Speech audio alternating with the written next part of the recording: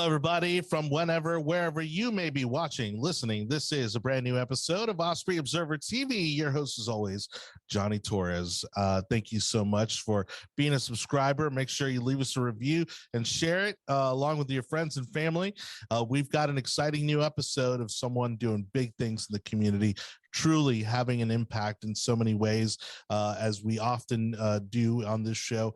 And so let's go ahead and get into it today with our co-host, who other than editor-in-chief of the Osprey Observer, Marie Gilmore. Hey, Marie. Hi. We've got another amazing individual to talk to today, who is just, really, exemplifies, I think, in many ways, what the Osprey Observer is about, what this podcast is about, and again, just having positive impacts on multiple levels in our community. Who are we talking to? Well, I'm very excited today. So there are some great people doing great things in our community, and we love having them on as guests. This young man, I'm calling him young man because, I'm in my mid to late 40s. We don't need to get into details about that. But Hunter Gambria is a restaurateur, an entrepreneur, a philanthropist. He actually started his very first technology company when he was 17 years old. And now he's been a foodie for quite a while, but he's gotten into the restaurant business by purchasing and acquiring and creating not one, but two restaurant concepts on US Highway 301 in Riverview. Welcome, Hunter. Hi, how y'all doing? Nice to see y'all today. We're doing great. And we're so excited. I've been hearing about Hunter's Brunch Shack, the first concept you acquired and took over, for months. Everybody is abuzz about it. And we're going to talk a little bit. You had some famous people come to visit. You've gotten involved in charity and philanthropy. And then running your IT company full-time and a restaurant wasn't quite enough. So within the last 4 weeks, you opened a second concept in Riverview. So first, tell us a little bit about your first realm diving into the restaurant business, Hunter's Brunch Shack. Absolutely. Well, Hunter's Brunch Shack used to be the Riverview sandwich shop. When I was growing up as a kid, my dad always took me there on either days off from school or on Friday afternoons. And I grew up in that environment. I also went to school with one of my good friends' daughters, Tammy, and Tammy has worked there for 28 years. Well, through a series of unfortunate events, sandwich shop, ended up closing down.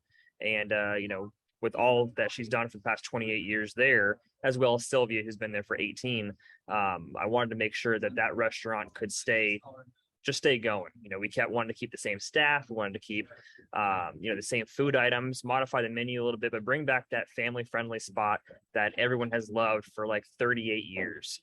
And that's pretty much was my goal, growing up, going there, family, friends. That's what it's all about, is just being able to see the customers, see the employees happy, and just see those smiling faces.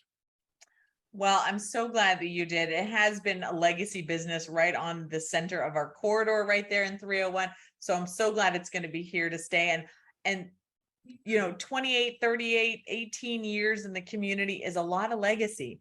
And we've got to really appreciate that legacy in the community. And then tell us a little bit about the menu, and then tell us about that special guest that came to welcome you that we're so excited to have that special picture of, that we love. So, we specialize for breakfast, our omelets, shrimp and grits, the corned beef hash. Everybody loves the corned beef hash. And then, when we get into our lunch items, we've got our Cubans, our hamburgers, that it was known for like the best hamburger in town for forever. Okay. And we made sure that all we did when I came in to change it was I made better bacon and some better steaks.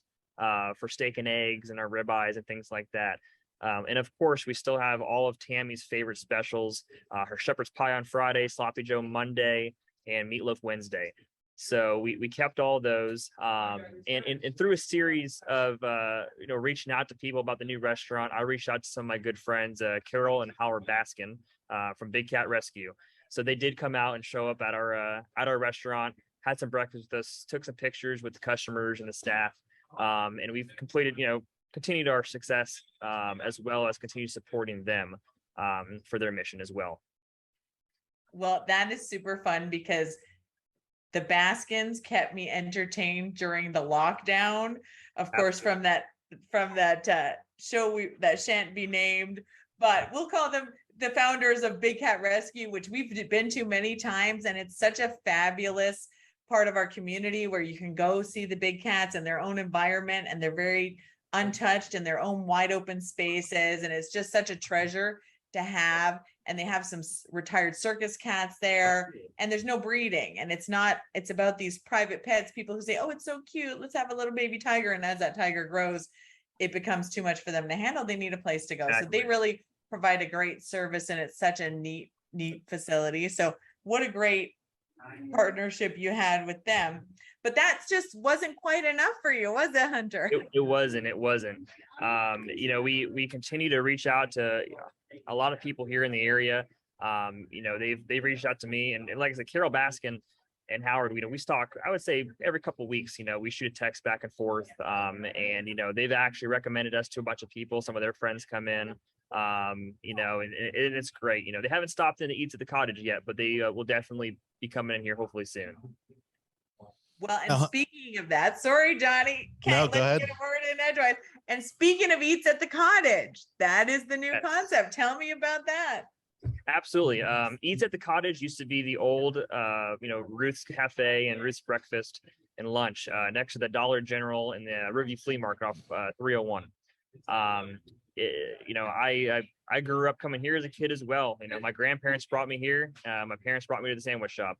So, coming here, trying to keep the same menu, a lot of the staff, we were able to keep as well.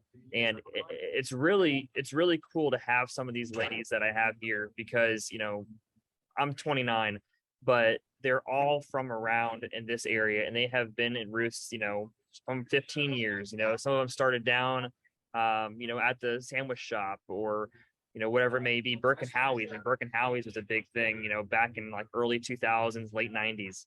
And, it's good to hear all of these, servers and cooks and things like that we're able to bring into this family and be able to, give back to the community and see these regulars that come in every day, and it's a benefit to me because the regulars who come in for breakfast and lunch over there, then they also come and see me at dinner time. So even if I don't get to see them when I'm over there at breakfast, at least I get to see them when I'm here at dinner time. And, I like building those relationships with the customers. That's the big thing for me.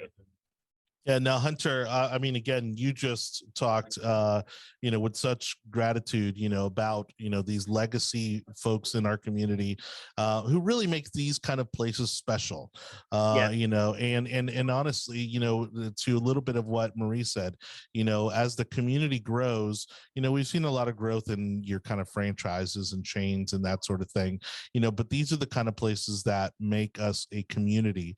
The restaurant industry, notoriously a tough business, and you've kind of doubled down on it.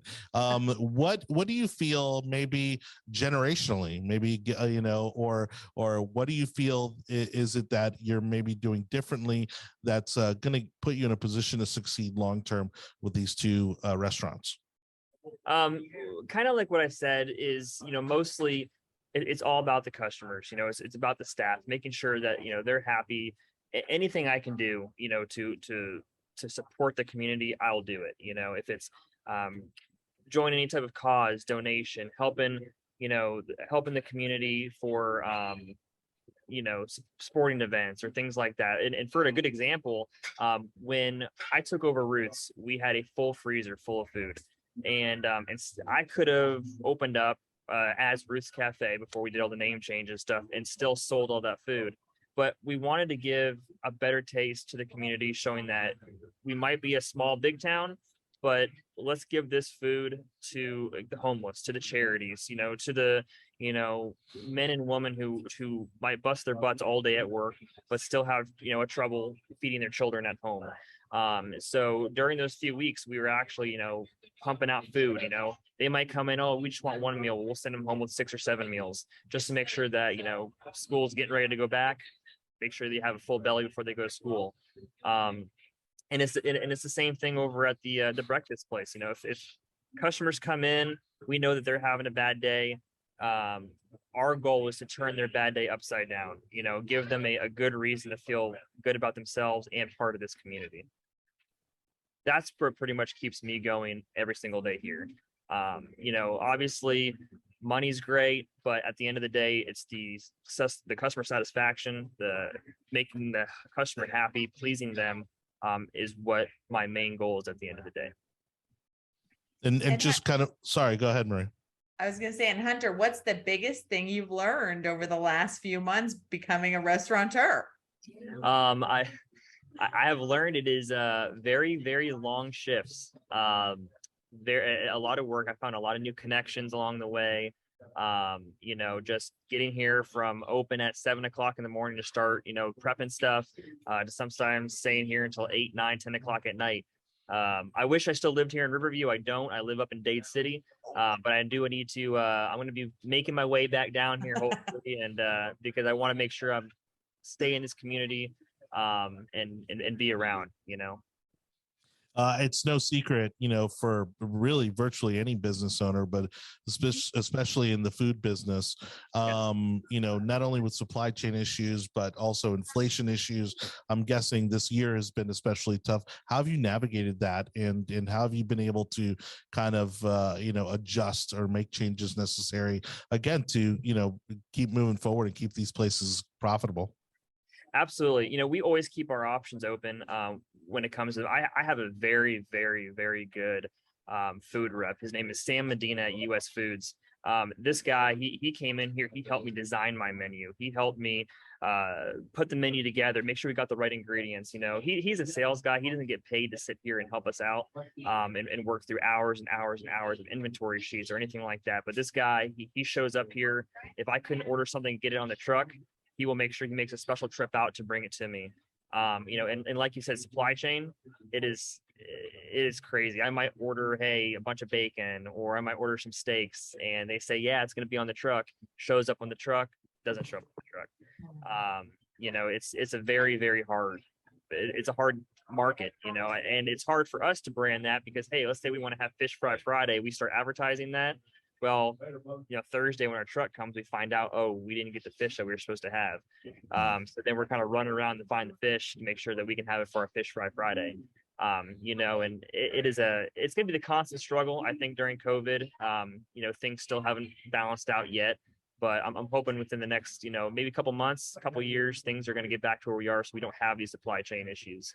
But luckily, we do have a lot of support to the community to help us get whatever we do need to make that happen. So Hunter, it sounds like people can actually find you in the restaurants on a daily basis. They can, yes. I don't get too much sleep, but sometimes I'll bounce back and forth. And I, like I said, they'll see me here. Sometimes I'll serve tables. Sometimes I'm in the dish pit washing dishes. I'll pretty much help out any way that I can. Here, about at both restaurants, we're a team. We want team players. We want everyone on a team. If you're a server goes back there and she cooks. The cook comes out, busses tables. We family friendly, family oriented. That's what we are here at any Hunter's Brunch Shack or Eats at the Cottage. Awesome. Well, Hunter, thank you for bringing these two concepts to our community. I'm going to take Johnny out to lunch, and we're going to come to yes we're gonna have to Hunter's Brunch Shack, or if it's after 1 o'clock, we'll come to Eats at the Cottage. So we want to make sure people know how to get a hold of you. So tell us how people can connect with both of your restaurant concepts. And again, thank you for taking a chance and building two businesses in our community that keep the legacy alive for us of having some local restaurant options. Absolutely. Yeah, you can so the best way to contact us is on Facebook. Hunter's Brunch Shack is our Facebook page. We are on the corner of 301 and Riverview Drive. And then if you want to reach Eats at the Cottage, you can do the exact same. Follow us on Facebook. We are very active there. We will respond to messages. We respond to comments. We share that with a couple of our other employees so they can kind of engage the customers. And we're located right off of 301, maybe a quarter of a mile from the Brunch Shack, next to the old Riverview Flea Market and the Dollar General. And like I said, we are eventually going to be opening up for breakfast. And when we open up for breakfast next week here at Eats at the Cottage, we have a bunch of parking for everybody. It was the only downfall from the Brunch Shack. Their parking lot's a little small. And with the feedback from our customers, with the construction workers who come in with Tico and their big trucks, they'll be able to park right here at Eats at the Cottage and still have the exact same breakfast they have at Hunter's. Awesome. Well, you are doing a great job. I'm so impressed.